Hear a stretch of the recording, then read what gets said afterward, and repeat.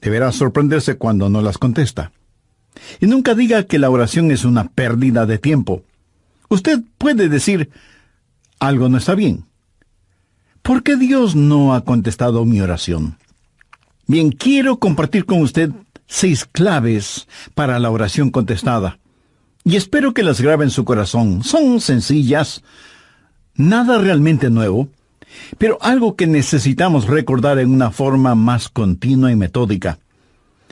Para que sus oraciones sean contestadas, primero, debe orar en el nombre de Jesús. Veamos Juan 14, los versos 3 y 14. Jesús dijo, y todo lo que pidiereis al Padre en mi nombre lo haré, para que el Padre sea glorificado en el Hijo. Dios quiere glorificar a su Hijo, el Señor Jesucristo, y esa es la razón por la que debemos orar en su nombre. Y Jesús ratifica esa realidad al decir, si algo pidiereis en mi nombre, yo lo haré. Ahora vayamos al capítulo 16, versos 23 y 24, en donde Jesús hace énfasis en el mismo asunto. En aquel día no me preguntaréis nada. De cierto os digo, que todo cuanto pidiereis al Padre en mi nombre, os lo dará. Hasta ahora nada habéis pedido en mi nombre. Pedid y recibiréis, para que vuestro gozo sea cumplido. Muéstreme una persona cuyas oraciones le son contestadas, y de seguro que esa persona está llena de gozo. Jesús también dijo en Juan 14:6, yo soy el camino y la verdad y la vida. Nadie viene al Padre sino por mí. Y esa es la verdad en cuanto a la oración. No hay forma de llegar a Dios el Padre sino únicamente por medio de su Hijo Jesucristo. Supongamos que usted se pierde buscando una dirección en un lugar que no conoce. Así que detiene a una persona en la calle para que le ayude, y esa persona le dice, vaya derecho 3 cuadras más, luego vire a la derecha, verá una casa blanca con una cerca de madera, entonces vire a la izquierda, y esa es una calle sin salida. Recorra 3 cuadras más, vire a la derecha, y usted le interrumpe y le dice, un momentito, por favor, no puedo recordar todo eso, déjeme anotarlo. Y la persona que le está dando las direcciones le dice, ¿sabe qué? Yo estoy yendo en la misma dirección, permítame guiarle. Usted únicamente sígame.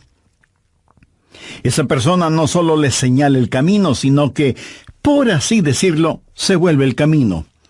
Jesús no indica el camino, Jesús es el camino hacia el Padre, y cuando usted ora en el nombre de Jesús, Él le lleva a la presencia del Padre.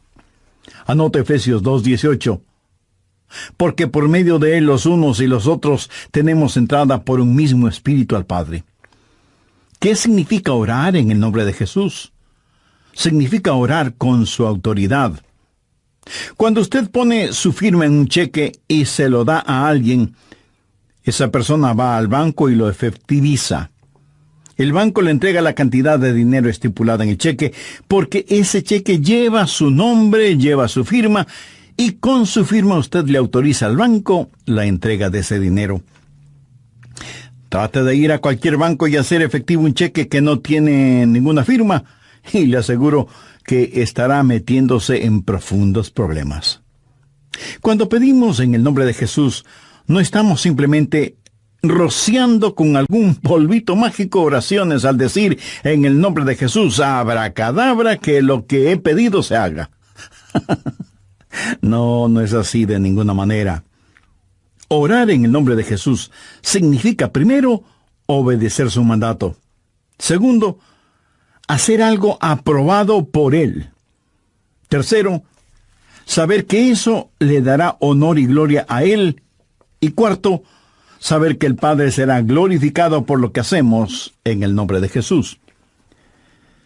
Si usted ora sin usar el nombre de Jesús legítimamente, no tiene ninguna razón para esperar que su oración sea contestada. Ahora, obviamente, el orar en el nombre de Jesús significa que usted debe ser salvo, que debe ser su discípulo y que debe estar en comunión con Él para conocer su voluntad. No solo ora en el nombre de Jesús. sino que también ora en el Espíritu. Veamos Efesios 6:18.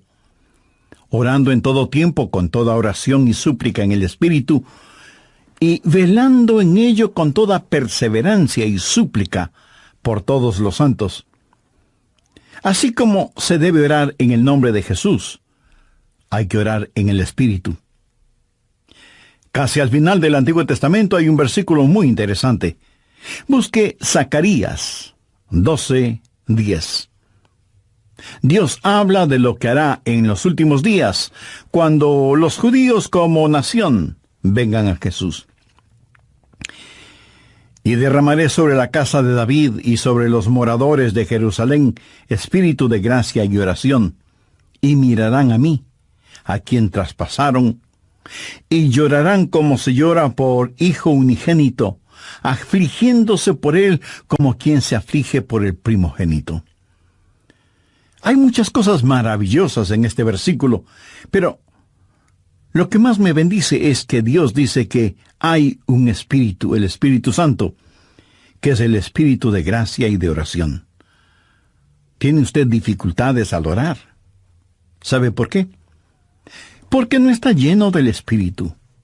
Porque cuando lo esté, la alabanza y la oración fluirán de su Espíritu. Usted estará constantemente alabando a Dios y constantemente suplicando en oración. Dios dice que un día Él va a derramar su espíritu de gracia y oración sobre los judíos, pero Él ya ha derramado su espíritu de gracia y oración sobre usted. Por lo tanto, usted debe orar en el Espíritu. En la pequeña epístola de Judas, el verso 20, dice: «Pero vosotros, amados, edificando sobre vuestra santísima fe, orando en el Espíritu Santo». ¿Había notado eso? ¿Cómo se desafía usted mismo? Orando en el Espíritu Santo. ¿Por qué es tan importante orar en el Espíritu? Bien, sabemos que cuando oramos en el nombre de Jesús, oramos con autoridad. Pero cuando oramos en el Espíritu, oramos con fortaleza para que Él nos ayude. Déjeme, le muestro algo en Romanos 8:26. Y de igual manera, el Espíritu nos ayuda en nuestra debilidad, pues que hemos de pedir como conviene, no lo sabemos. Pero el Espíritu mismo intercede por nosotros con gemidos indecibles. Mi amigo, esto significa que cuando usted ora, no lo puede hacer sin el Espíritu, y Él no lo hará sin usted. Es el Espíritu el que ora. Y Él hace por usted lo que usted no puede hacer por usted mismo. El Santo Espíritu de Dios inspira, guía, pone energía y sostiene nuestras oraciones. Nuestro espíritu humano es débil, y aunque el espíritu esté dispuesto, nuestra carne es débil. Por lo tanto, el Espíritu Santo nos ayuda en nuestra debilidad. No hay ninguno de nosotros que alguna vez no haya dicho: «Fallé en mi vida de oración. Ojalá pudiera orar más. ¿Por qué no puedo hacerlo?». Le diré por qué no oramos más. Francamente, porque somos débiles.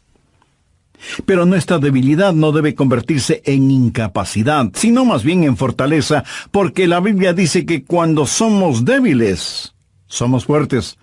Si aprendemos a depender en el Espíritu Santo, quien nos ayuda en nuestras debilidades, inspirándonos, guiándonos y capacitándonos. Más aún, Él nos ayuda en nuestra ignorancia. Pues ¿qué hemos de pedir como conviene? No lo sabemos. ¿Alguna vez ha pensado en eso? Estuve una vez en una conferencia bíblica en Dallas. Al finalizar la conferencia, 2 jóvenes estudiantes se me acercaron y uno de ellos me preguntó: «Pastor, ¿usted ora?». Le respondí que sí. Entonces me dio una pequeña tarjeta diciéndome: «Aquí están nuestros nombres. Somos estudiantes en el seminario. Por favor, ore por nosotros». Yo les agradecí y puse esa tarjetita en mi Biblia.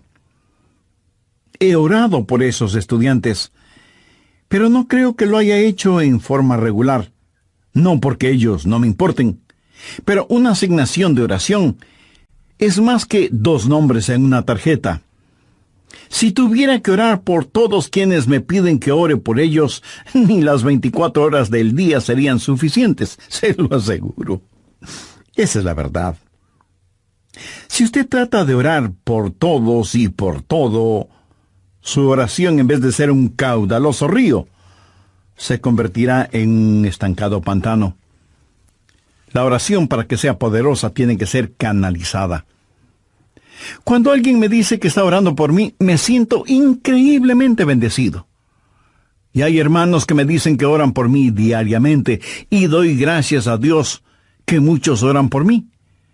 Pero me entristece la realidad de que hay millones de seres humanos por los cuales nadie ora. Ahora escúcheme.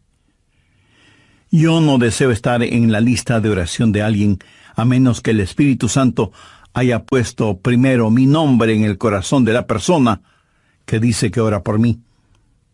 Y cuando usted está orando por otras personas en forma individual, muchas veces no sabrá cómo orar por ellos.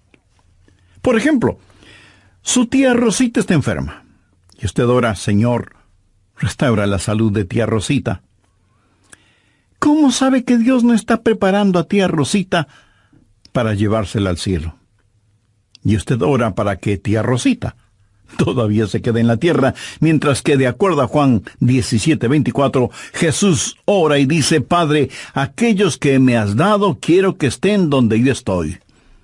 ¿Dónde está Jesús? En el cielo. ¿Dónde está la tía Rosita? Todavía en la tierra.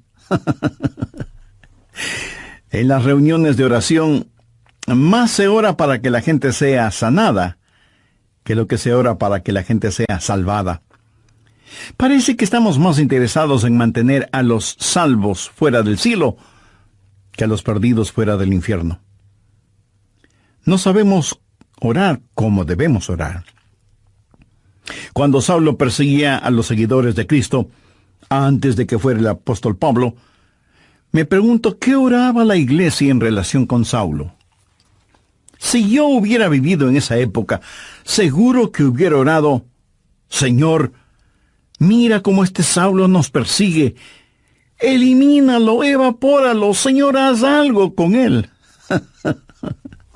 Y ciertamente, Dios hizo algo con él, pero no precisamente como se lo pedimos. Dios lo transformó en el poderoso apóstol Pablo. A veces no sabemos ni lo que pedimos. Por eso el Espíritu Santo, que intercede por nosotros, dice: Señor, esto es lo que Adrián está pidiendo, pero esto es lo que en realidad necesita. El Santo Espíritu de Dios nos ayuda en nuestras debilidades, cuando nosotros no sabemos cómo orar, por qué orar, o cuando no tenemos la fortaleza, ni la energía, ni el deseo de orar. E intercede con nosotros, como la Biblia lo dice en Romanos 6:26, pero el Espíritu mismo intercede por nosotros con gemidos indecibles. Ni usted ni yo, nadie puede orar como el Espíritu Santo puede hacerlo. Y la expresión gemidos indecibles era utilizada para describir los dolores de una mujer dando a luz. Eso, mi amigo, es orar en el Espíritu. Intercede por nosotros con gemidos indecibles, porque muchas veces nosotros no sabemos qué pedir. Algunos años atrás, yo viví la experiencia de un profundo dolor emocional y espiritual a tal grado que no podía ni siquiera articular una sencilla oración. Lo único que podía hacer era quejarme. Pero el Santo Espíritu de Dios escuchó mi oración, y Él llevó mi dolor, mi súplica, hasta el trono de la gracia y la misericordia de Dios. Entonces usted ora primero en el nombre de Jesús, segundo en el Espíritu Santo. Para orar en el nombre de Jesús, usted tiene que ser salvo, y para orar en el Espíritu, usted tiene que ser lleno del Espíritu Santo de Dios. Tercero, usted debe orar en obediencia a Dios. Es una malvada necedad el esperar que Dios escuche sus oraciones, cuando usted no está viviendo en obediencia a Él. Lo triste es que hay personas que tienen la idea de que Dios les bendecirá, aún en su desobediencia. Razone esto un instante. Si usted está viviendo una vida de desobediencia, y aún así Dios contesta sus oraciones, ¿qué es lo que Dios está haciendo? Está animando y recompensando su pecado. Pero escúcheme, Dios le ama demasiado como para hacer eso. Veamos el Salmo 66. Quiero mostrarle algo. Salmo 66, verso 18. Este es un versículo que debería estar subrayado en su Biblia. Si en mi corazón hubiese yo mirado la iniquidad, el Señor no me habría escuchado. Ahí lo tiene, en blanco y negro y bien impreso. Y usted no tiene que ser un científico aeroespacial para entender eso, ¿verdad? Muchos hablan de las grandes promesas en la oración. Bien, esta es una promesa. Si en mi corazón hubiese yo mirado la iniquidad, el Señor no me habría escuchado. Ahora, note que no dice, si hubiera pecado, Dios no me escucharía. Dios no le escuchará a usted. Dios no me escuchará a mí. Dios no escuchará a nadie que tenga iniquidad en su corazón. Iniquidad significa el hacer trato con el pecado, sentirse en paz haciendo el pecado. Y si yo tengo cualquier iniquidad en mi corazón, Dios no me escuchará. Ora usted a Dios. Si tiene algún pecado en su corazón, ¿cómo puede esperar que Dios le escuche? Para que Dios le escuche, usted tiene que arrepentirse de sus pecados y tener a Jesús como su Salvador y Señor. Si antes no ha hecho esta decisión, le invito a que lo haga ahora mismo. Ore y diga, querido Dios, sé que soy pecador y que mi pecado merece tu justo juicio, pero me acerco a ti en busca de gracia y de misericordia, y suplicarte en los méritos de tu Hijo, el Señor Jesucristo, me perdones. Señor Jesús, tú diste tu misma vida en la cruz para darme vida eterna, y prometiste salvarme si confiaba en ti. Desde este mismo momento confío absolutamente en ti. Ven a mi corazón, sé mi Salvador y mi Señor. Toma el control de mi vida y hazme la clase de persona que tú quieres que sea. Gracias por perdonarme, limpiarme, sanarme y salvarme. Y ayúdame a cumplir siempre los designios de tu voluntad. Lo pido en tu santo nombre. Amén. Amiga, amigo, si con profunda y sincera fe usted hizo esa decisión espiritual, la Biblia dice que a todos los que le recibieron, esto es, a los que recibieron a Jesús en sus corazones, les dio potestad de ser hechos hijos de Dios. Tenga la bondad de escribirnos al respecto para tener el gozo de orar por usted y su nueva vida en el Señor Jesucristo.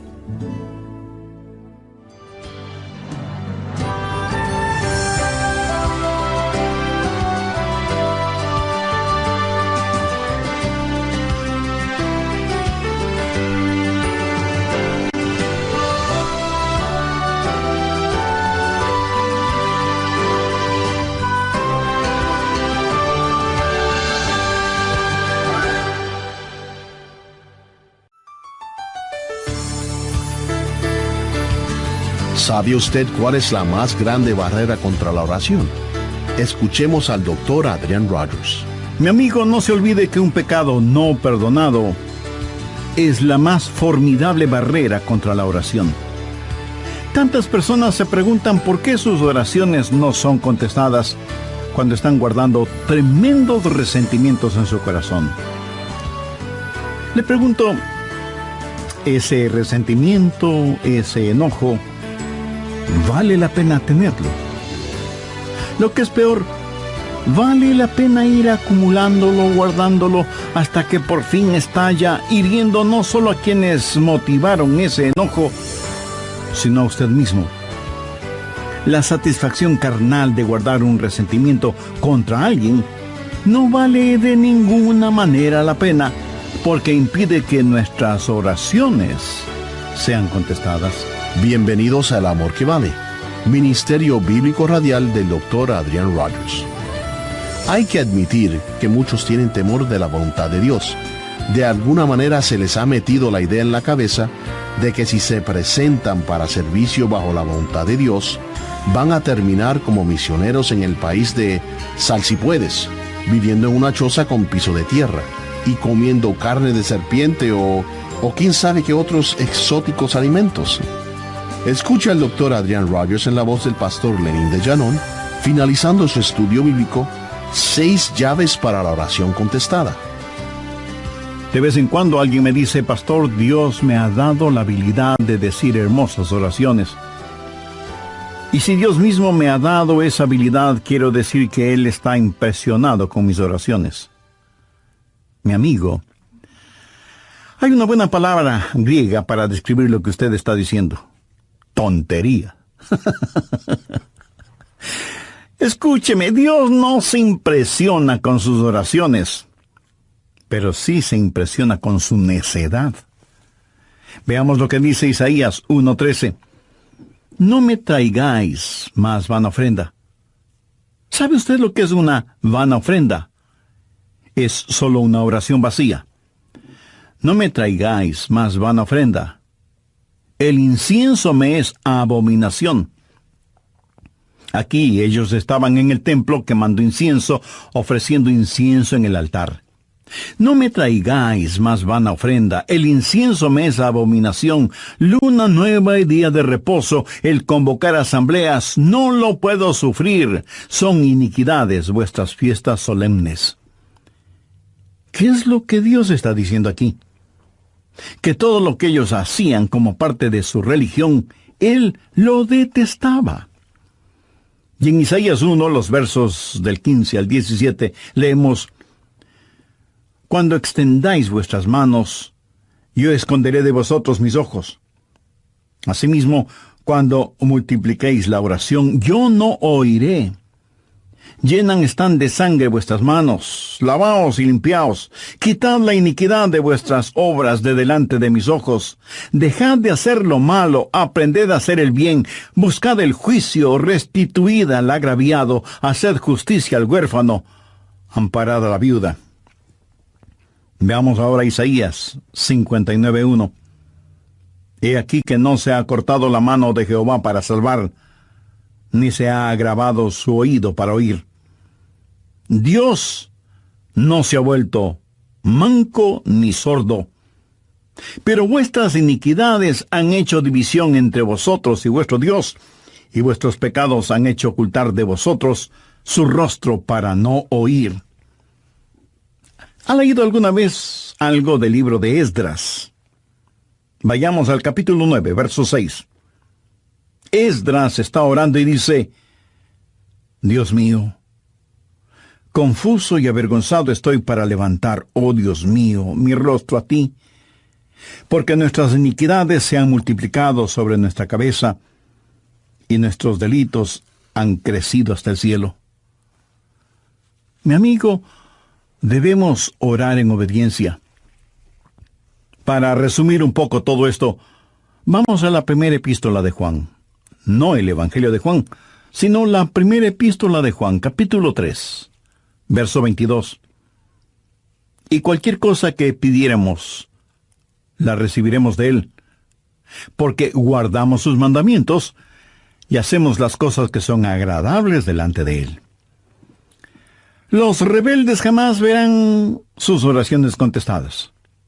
Déjeme retroceder un poco las páginas de la historia. ¿Recuerda cuando Israel había conquistado Jericó? Y tuvieron que pelear contra un pequeño pueblito. No era ninguna gran ciudad. Un pueblito llamado Ai. Apenas 3 letras, H-A-I, Ai. Y sin embargo, los israelitas tuvieron que huir, como se dice vulgarmente, con el rabo entre las piernas, ignominiosamente derrotados.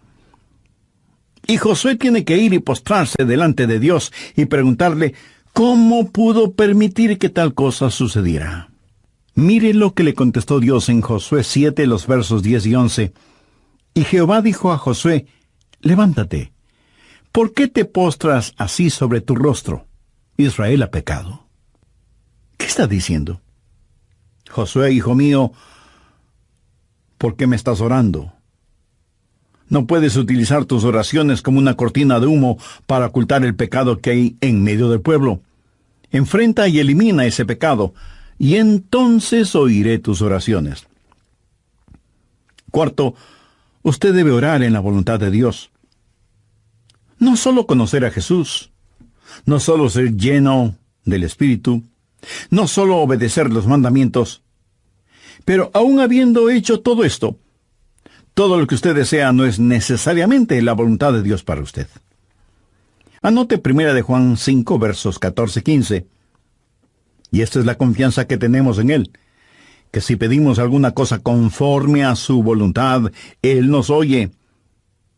Y si sabemos que Él nos oye en cualquier cosa que pidamos, sabemos que tenemos las peticiones que le hayamos hecho. Orar en la voluntad de Dios. Y usted no encuentra la voluntad de Dios simplemente por adivinación. Pastor, ¿cómo voy a conocer la voluntad de Dios? Bien, permítame hacerle una pregunta. ¿Quiere en realidad saberlo? Y usted me responde, bueno, no sé si quiera saberlo o no. Entonces le haré otra pregunta. ¿Quiere hacer la voluntad de Dios? Y usted me responde, sí, claro que sí. ¿La quiere hacer realmente? Quiero decir, si Dios le dijera este mismo momento, hay algo que deseo que hagas, ¿lo haría? ¿Sabe usted cuál sería la primera pregunta debido a nuestra naturaleza humana? ¿Qué es, Señor? Esa no debería ser la primera pregunta o la primera respuesta. Usted no puede contestar una pregunta con otra pregunta. Usted debe contestar esa pregunta con una afirmación. Adrián, hay algo que quiero que hagas. ¿Lo harás? Yo debo contestar, sí, Señor, lo haré. ¿Qué es lo que quieres que haga? Mira, la manera de conocer la voluntad de Dios no es sabiendo lo que es, sino comprometiéndose a hacerla aún antes de saber lo que es. Eso es confianza. Sencillamente diga, Señor, estoy listo, y haré lo que quiera que tú quieras que haga. Y aunque esa frase pueda trabar nuestra lengua, destraba nuestra capacidad de obediencia. Debo admitir que muchos tienen temor de la voluntad de Dios. De alguna manera se les ha metido la idea en la cabeza de que si se prestan para servicio bajo la voluntad de Dios, van a terminar como misioneros en el país de Sal si puedes, viviendo en una choza con piso de tierra y comiendo carne de serpiente o quién sabe qué otros exóticos alimentos. ¿Sabe qué? Pudiera ser que así suceda. La forma de conocer la voluntad de Dios es aceptando la voluntad de Dios antes de conocer cuál es la voluntad de Dios. Y aunque suena complicado lingüísticamente, espiritualmente no lo es. Pero usted me dice, pastor, quiero más detalles. Muy bien, le voy a dar más detalles. La voluntad de Dios es buena, perfecta y aceptable. Y si piensa que esto lo digo porque soy muy inteligente, pues siento desilusionarle. Veamos qué dice Romanos 12, versos 1 y 2. Así que, hermanos, os ruego por las misericordias de Dios, que presentéis vuestros cuerpos en sacrificio vivo, santo, agradable a Dios, que es vuestro culto racional. No os conforméis a este siglo, sino transformaos por medio de la renovación de vuestro entendimiento, para que comprobéis cuál sea la voluntad de Dios, agradable y perfecta. Usted no necesita saber nada más que esto. La voluntad de Dios es buena, agradable y perfecta. Preséntese usted mismo como un sacrificio vivo y santo delante de Dios, y usted, sin ninguna sombra de duda, conocerá y comprobará que la voluntad de Dios es siempre buena, agradable y perfecta. La oración no es para manipular la voluntad de Dios, para que se amolde a la suya. Es descubrir la voluntad de Dios y meterse de cabeza en ella. Pero escúcheme con atención. En última instancia, usted no encuentra la voluntad de Dios. La voluntad de Dios lo encuentra usted. Cuando su corazón está bien con Dios, usted presenta su cuerpo como un sacrificio vivo y rehúsa el ser amoldado por el sistema y los valores del mundo, para más bien ser transformado, renovado en su mente y empezar a pensar los pensamientos de Cristo y, por lo tanto, tener la capacidad de orar en la voluntad de Dios. Quinto, orar en comunión con los creyentes. Por favor, busque el Evangelio de Marcos, capítulo 11, los versos 25 y 26. Y cuando estéis orando, perdonad si tenéis algo contra alguno, para que también vuestro Padre que está en los cielos os perdone a vosotros vuestras ofensas. Porque si vosotros no perdonáis, tampoco vuestro Padre que está en los cielos os perdonará vuestras ofensas. Mi amigo, no se olvide que un pecado no perdonado es la más formidable barrera contra la oración. Tantas personas se preguntan por qué sus oraciones no son contestadas cuando están guardando tremendos resentimientos en su corazón. Le pregunto, ¿ese resentimiento, ese enojo, vale la pena tenerlo? Lo que es peor, ¿vale la pena ir acumulándolo, guardándolo, hasta que por fin estalla, hiriendo no solo a quienes motivaron ese enojo, sino a usted mismo?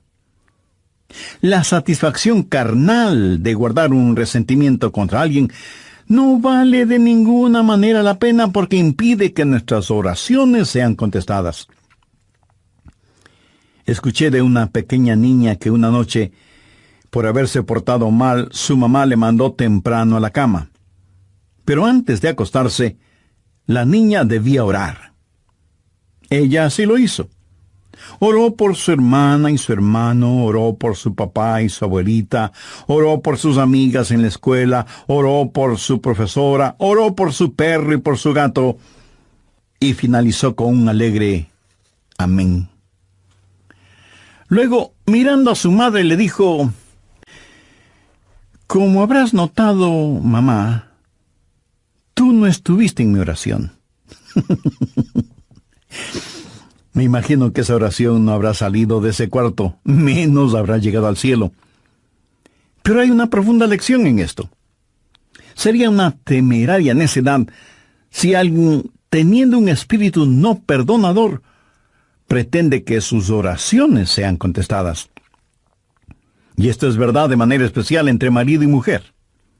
En 1 Pedro 3:7 leemos: «Vosotros maridos igualmente, vivid con ella sabiamente, dando honor a la mujer como a vaso más frágil y como a coherederas de la gracia de la vida». ¿Para qué? Para que vuestras oraciones no tengan estorbo.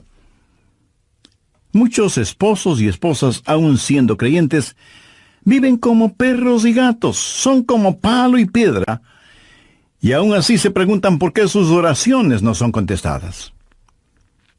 Sexto, usted debe orar en fe. En Mateo 21:22 leemos: «Y todo lo que pidiereis en oración, creyendo, lo recibiréis». Por favor, subraye en su Biblia la palabra creyendo.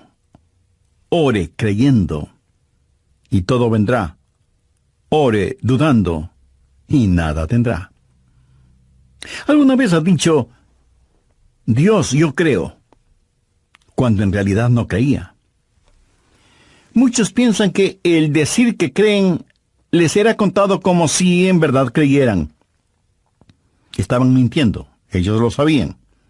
Y Dios también lo sabía. ¿Alguna vez ha orado sabiendo que Dios escuchaba sus oraciones y recibió una respuesta de Dios? Verá, la fe es también un regalo de Dios. La fe no es algo que usted guarde en su bolsillo o en su cartera para gastarla en cualquier cosa que se le antoje. Usted no puede tener fe para nada fuera de la voluntad de Dios, porque Dios no da fe para nada que esté fuera de su voluntad. Y usted no puede tener ninguna fe a menos que Dios se la dé. Y no faltará quien pregunte, ¿por qué no tengo más fe? Si usted pone en práctica lo que he compartido en este estudio bíblico, le puedo asegurar que descubrirá que la fe está ahí. Cuando usted ora en el nombre de Jesús, cuando usted ora en el Espíritu Santo, cuando usted ora en obediencia y en comunión, cuando ora en la voluntad de Dios, la fe está ahí.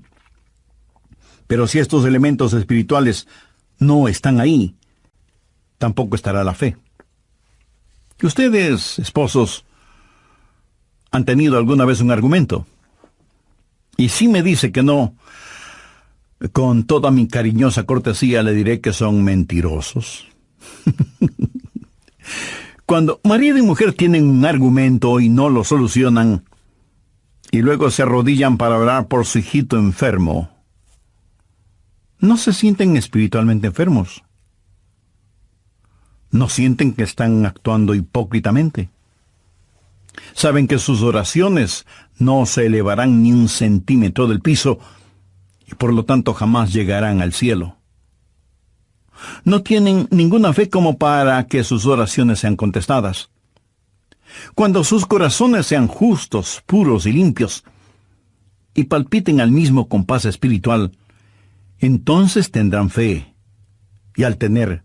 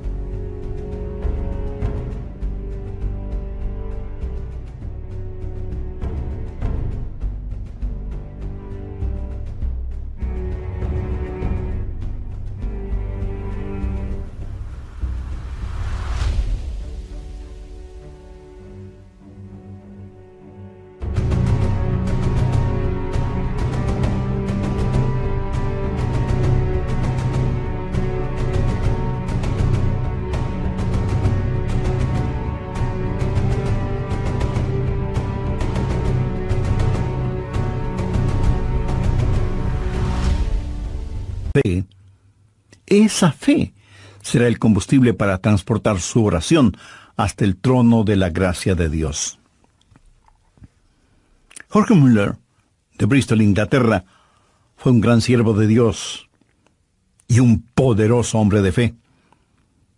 Él tenía un diario personal en el cual anotaba todas las instancias de oraciones contestadas y llegó a registrar 25,000 oraciones contestadas, algunas de ellas increíblemente milagrosas, imposibles de explicarlas, aparte de la intervención de Dios. Alguna vez alguien le preguntó a George Mueller, ¿cuál es el secreto para que las oraciones sean contestadas? ¿Sabe cuál fue su respuesta? Tenga fe en Dios. Tenga fe en Dios. Ahora, yo no creo que él dijo tenga fe en Dios, sino que dijo tenga fe en Dios. Mira, en realidad no es una gran fe la que necesitamos, sino que necesitamos tener fe en un gran Dios. Fe no es solo un sentimiento positivo, ni el que usted se vuelva frenético o fanático, sino tener la absoluta confianza de que Dios hará lo que usted le ha pedido, si ese pedido está encuadrado dentro de los parámetros de la voluntad de Dios. Los discípulos le dijeron a Jesús, Señor, enséñanos a orar. Y ese debe ser nuestro pedido también, para que Dios nos ayude a ser hombres y mujeres de oración. Hay algo en nosotros que se resiste a orar. Preferimos ocuparnos en cualquier otra cosa en vez de orar. Y eso se debe a nuestra naturaleza carnal y pecaminosa. Por eso necesitamos la ayuda de Dios para que amemos de tal manera a Jesús y seamos llenos de su Espíritu Santo para que la oración fluya de nosotros en forma constante y que oremos siempre en el nombre del Señor Jesucristo. ¿Ha notado con qué facilidad podemos pasar horas haciendo deportes o realizando nuestros pasatiempos favoritos o simplemente mirando programas en la televisión? Pero ¿qué trabajo nos cuesta invertir unos minutos en la oración? La oración eficaz, mi estimado amigo, debe ser un acto intencional de nuestra voluntad. No debemos acercarnos al trono de la gracia en forma casual, sino en forma totalmente intencional. Seguramente entre quienes me escuchan habrá quienes, a pesar de ser religiosos, este asunto de la oración es muy secundario en sus vidas. Ahora, si usted aún no es salvo, mayor razón para que ore a Dios. Lo puede hacer este mismo momento diciendo con sus propias palabras algo como la siguiente oración: Dios eterno, reconozco que soy una persona que no me he acercado a ti en oración, sino en raras ocasiones. Reconozco también que soy pecador, que estoy perdido y que necesito ser salvo para tener la seguridad de ir al cielo cuando me llames a tu presencia. Señor Jesús, creo que eres el Hijo de Dios y que entregaste tu vida y derramaste tu sangre en la cruz para, por medio de tu sacrificio, pagar la deuda de mis pecados, perdonarme, limpiarme y salvarme. No sé si mi fe es grande o pequeña, pero con la fe que tengo este momento te invito a que vengas a mi corazón y seas mi Salvador y mi Señor. Toma el control total de mi vida y ayúdame a ser la clase de persona que tú quieres que sea. Ayúdame a ser un testigo fiel de tu gracia y misericordia hasta el momento en que me llames a tu presencia.